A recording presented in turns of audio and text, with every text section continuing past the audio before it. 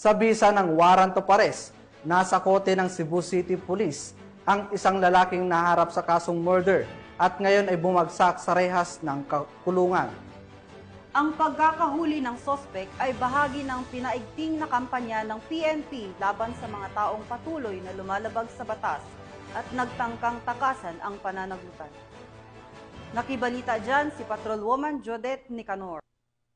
Mas rehas ang lalaking may kasong murder matapos maaresto ng kapulisan ng Cebu City sa Mahayahay 2 Barangay Pasel, Cebu City nito lamang nakaraan. Kinilala ni Police Lieutenant Colonel Gerald Jake Manguera, Chief ng City Intelligence Unit ng Cebu City Police Office, ang suspect na si Rafi, 39 anyos na residente ng nabanggit na lugar.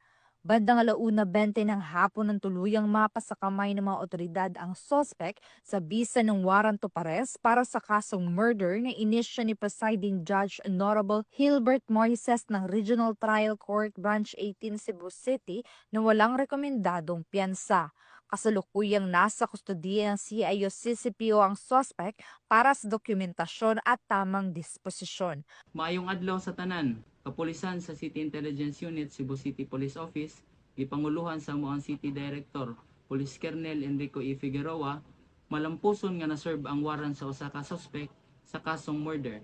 Ipasaka sa RTC Branch 18, adlaw Disyembre 28, 2018. Sunod sa pag-agak sa mga City Director, akong giahag ang ato ang kadakbayan.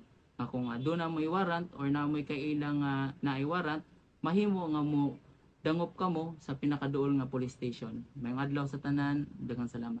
Patunay lamang na ang kapulisan ng Cebu City ay patuloy sa pagpapatupad ng kanilang sinumpaang tungkulin kontra kriminalidad upang magkaroon ng maunlad na bansa para sa sambayan ng Pilipino tungo sa isang bagong Pilipinas. Mula dito sa Cebu City Police Office, ako ang inyong Police News Network Correspondent, Patrolwoman Judette Nicanor, alagad ng batas, tagataguyod ng Balitang Pulis.